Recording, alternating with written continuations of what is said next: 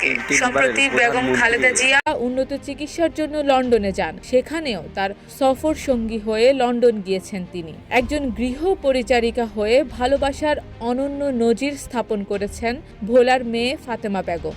আর তাই ফাতেমাকে নিয়ে আজ গর্ববোধ করছেন তার 2 সন্তান সহ এলাকাবাসী। আমার আম্মু বেগম খালেদা জিয়ার কাছে আছেন। আমার আম্মু বেগম খালেদা জিয়ার দেখাশোনা করে, তার পাশে থাকে।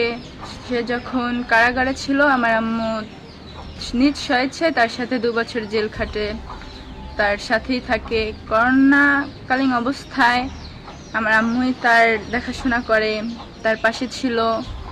এখন সে অসুস্থ, এ অবস্থায়ও আমার আম্মুই তার সাথে আছেন। সে উন্নত চিকিৎসার জন্য লন্ডন গিয়েছে, আমার আম্মু তার পাশে আছে, তার সাথে আছে। আমি খুব গর্ব করি যে আমার আম্মু তার সেবা করতে পারছে। আমার মা বেগম খালেদা জিয়ার কাছে আসেন